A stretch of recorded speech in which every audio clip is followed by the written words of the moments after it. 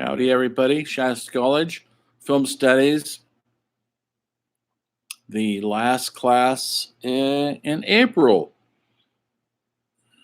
2021. Spring is winding down. Hope you guys are doing okay. I'm going to sign the final seventh essay today. Hope you guys are all thinking about your research paper. Choose one of those topics. I wrote the topics and announcements. If you don't want anything in there, choose something yourself, but you have to run it by me if you choose it yourself. Just zip me up an email or a text, and so far about half a dozen of you have said, and I've said, go for it on everyone. Be brilliant. Okay, and then you have your journals. Hope you're keeping up on those.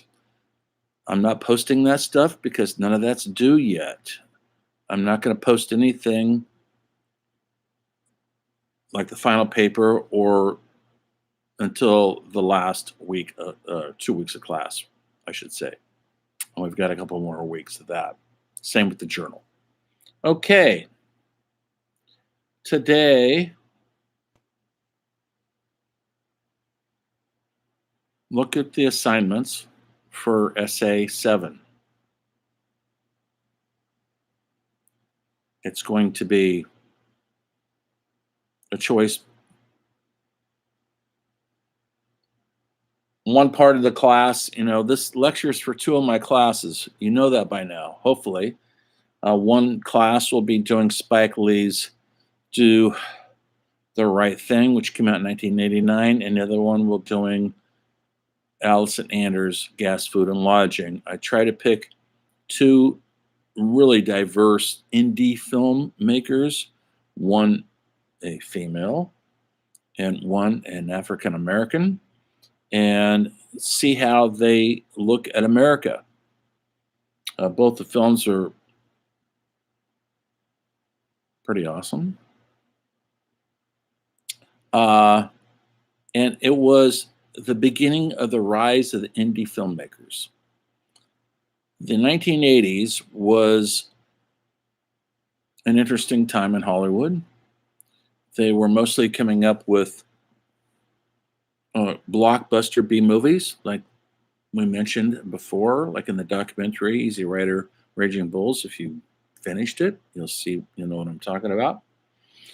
Jaws started it. Jaws made a lot of money. Star Wars made more money. And the movie studios thought they knew how to make money now. They're right. And so they came up with a lot more of those kind of big, entertaining movies that was safe for everybody to see. They weren't controversial. There's nothing controversial about Star Wars, folks. Good against evil. There's nothing controversial about Jaws. Good against supposed evil, although I'm on the shark side.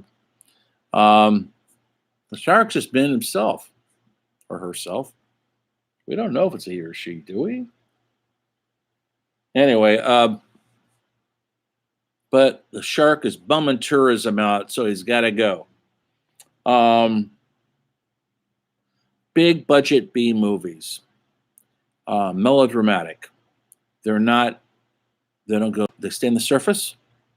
That's why they're popular. They're easily digested. And Hollywood started doing a lot of these movies during the 80s. Perhaps this is your era. If you're a millennial, it is your era. You grew up on Star Wars sequels, Goonies, Gremlins, entertaining, fun movies. Let's see if you get older, if you rewatch them or not, have the same feeling. Let's not. But besides those, they brought back Superman with Christopher Reeves, the first one.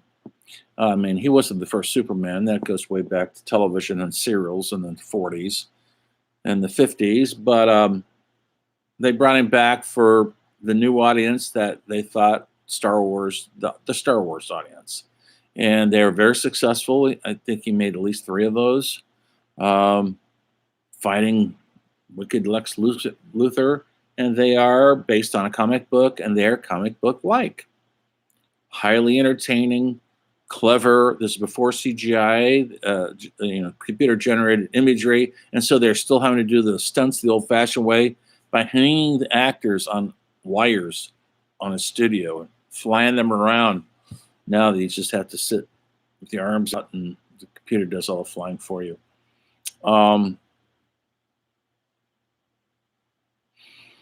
There's no taking away from the entertainment of these movies. There's also no denying that they're not that deep emotionally. They're the movies of the 70s that I keep harping back to, that you wrote your paper about, 5 Easy Pieces, Easy Rider. You didn't write about Easy Rider, but that started it all off. Midnight Cowboy, The Last Detail, The Godfathers, Conversation, Sam Peckinpah's run of movies from The Wild Bunch to Bring Me the Head of Alfredo Garcia. These are hard, emotional, very mature, grown-up movies. We've kind of dumbed it down in the 80s. People, I guess, were tired of the Vietnam War, which came to an end finally. They're tired of Richard Nixon, who's out, and they want to embrace more fun stuff. Thus, the creation of yuppies, young urban professionals who were invading Wall Street and San Francisco Street and LA and all the big cities, and they were out to do one thing: make a lot of money.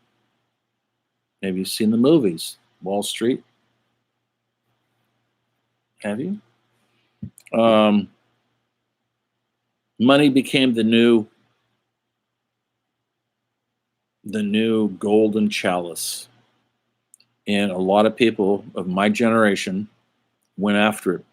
We had a president in the presidency, Ronald Reagan, who was a former B movie star in Hollywood, who was governor of California, and now he's the president. And he's all about making lots of money, saying no to drugs, calling Russia the evil empire, and helping tear down the Berlin Wall. People really embraced. He was very, very, very popular president. Then we find out later that he was probably suffering from onset dementia, and Nancy Reagan was probably making most of the decisions, his wife. But that's another story. The point of my story is the early 80s, the middle 80s were very supposedly prosperous, upbeat times for people who were out to make a lot of money, live in a nice apartment, find a nice house in Malibu, and live the good life with a nice car in the driveway, until it all came crashing down because it was discovered it's rather an empty existence. So in the meantime, there were some indie films being made that are kind of poking in from the sides. They're trying to jump over the wall. Some of them sort of make it, and they're being noticed. Jim Jarmusch makes Stranger in Paradise for under $100,000, and it plays at the local mall. Black and white existential movie with a great soundtrack by Screaming Jay Hawkins. Very indie actors. You won't know the actors because they were musicians, friends of his. Dry, deadpan, smart humor. There's John Sayles, who made The Return of the Secaucus 7, which was about a reunion of people who went to college together, and now they're getting back together after a 10-year reunion to see where they are in their lives. And it's kind of sad and poignant. Based on the 60s, everybody was free spirit in the 60s, listening to rock and roll, getting stoned, and and protesting the wars. Well, what happens when you start creeping into middle age? What does that look like? And so that's what that movie was depicting. David Lynch made some very dark films. At first, his earliest film, Eraserhead, was his student film. That got him noticed. Then he got a film, a Hollywood film, Elephant Man, which is based on a play. Then he had a misstep. They let him direct a huge budgeted movie based on a bestseller novel called Dune, and he was the wrong man for that job. It's a disaster. You can watch it. Sting is in it from The Police. Mostly filmed on the back lot, big sets. It looks rather silly, although there's some cool things about it for sure. Then after that, he went back to indie films, and he directed perhaps his best work with Wild at Heart. Followed that up with Blue Velvet. Very, very dark, disturbing film starring Dennis Hopper. Maybe you've seen it. People gave notice. He put his personal stamp on it. That's what indie directors do. They put their personal look on it. They're the auteurs. They're not just Hollywood drones who are being paid a big fee to make a movie, a cookie cutter movie that looks like all the rest of them. They have an individual style. Spike Lee is one. He came out of Brooklyn in New York, and with his first film, She's Gotta Have It. This is his second film. The one that really put him on the map, 1989, Do the Right Thing. About summer of protest on a hot summer's eve in a Brooklyn neighborhood against a pizza parlor owned by white people and how African Americans are feeling cut off and let off. It poses all sorts of different emotional sides to that story. Great performances in there by Danny Aiello. Spike Lee's in it as an actor. And it's a definitive film. 1989, the next year, it's the 90s, and films are going to change again. I'll get to those next week. So Allison Nanners was somebody who was a mother, a very young mother. She had, I think, 2, possibly 3 kids by the time she was 20. She lived in trailers, welfare mother, had a rock and roll spirit, was in LA at the right time, was going to LA UCLA Film School. She got to do a student film called Border Radio, filmed in glorious black and white, starred a couple of rock stars. You wouldn't know them unless you know punk rock from LA. The great Christy from the Divine Horsemen stars in it. John Doe is in it from X. It's called Border Radio. I didn't assign you that one. I'm not assigning their first films to you. I'm assigning their films that are more commercial viable. They look more walk and talk like films you're used to. They're in color, folks, so don't worry about that. So her film I want you to look at came out just over the 90s, called Gas, Food, and Lodging, about a mother of 2 girls, teenage girls, living by the side of the highway.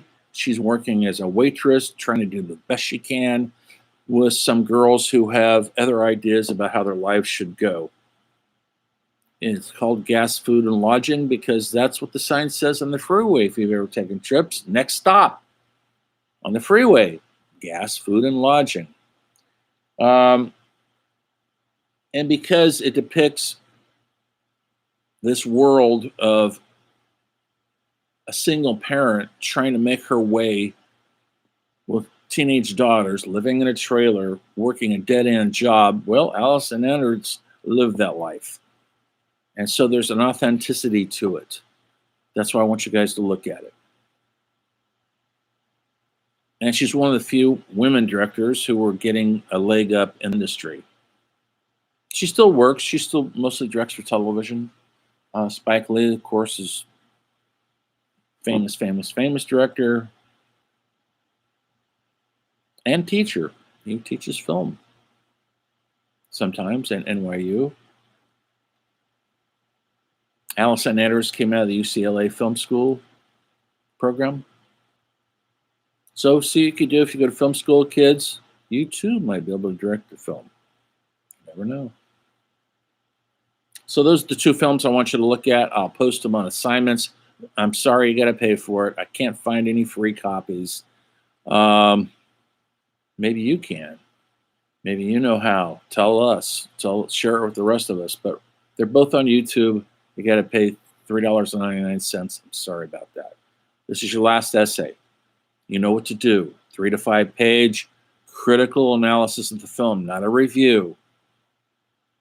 Look at the script, the direction, the cinematography, the story, the themes. You know what to do now. I'll post all that again. I'm still grading the papers. I think there's some tests I haven't graded because people handed them through the email, and I've got to find them through all my thousands of email. I'm still working on it. I know it's the time of panic now. We're getting down to a month left of class, and you're looking at your grade points, and you're thinking, what do I do to improve it? Well, I tell you what you do. Do the assignments and do them well, and you'll do fine.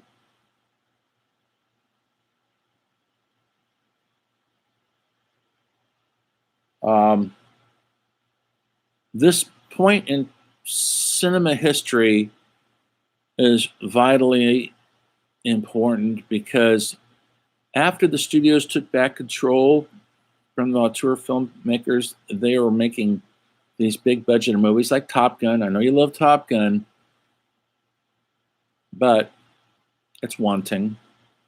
If you want to see Tom Cruise without a shirt on running around on a motorcycle, it's your cup of tea. It's a bunch of macho posing, and it's huge at the box office. And it created Tom Cruise, the monster Tom Cruise. But these films, people walk theater not thinking about the films later. They didn't resonate that well. You just thought, well, I had a fun time, like a roller coaster ride. Whereas I'm trying to show you these films that have some resonance, and you have to think about them. And they're not just handed to you on a silver platter of entertainment. They're about real things, real issues.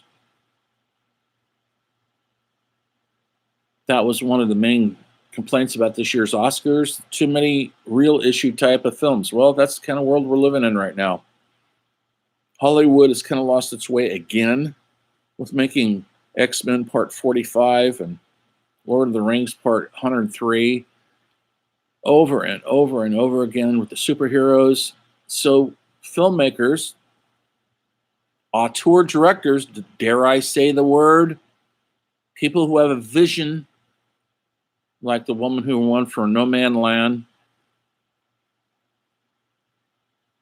are starting to pop up into the mainstream again. And they're telling stories that we all could relate to. Are they hard to watch sometimes because they're maybe too painful, too truthful? Absolutely. It's not necessarily a bad thing. Anthony Hopkins drifting into dementia. My mother had dementia. That's how she died, folks. It's a rough film to watch. But it's important that we watch these things and bear witness. Because life isn't just about entertainment and having a good time and everything's fun and everything's fine, because it isn't. And so these filmmakers are showing their stories. Maybe it's your story. I know one thing, it's our story, whether we like it or not. So look for the assignment. I'll post it later on today for the movies, these 2 movies I want you to write your essays on. Keep looking at those research topics. Start researching. Keep up on your journals. And remember, everything is cinema. See you next time where the story of film continues.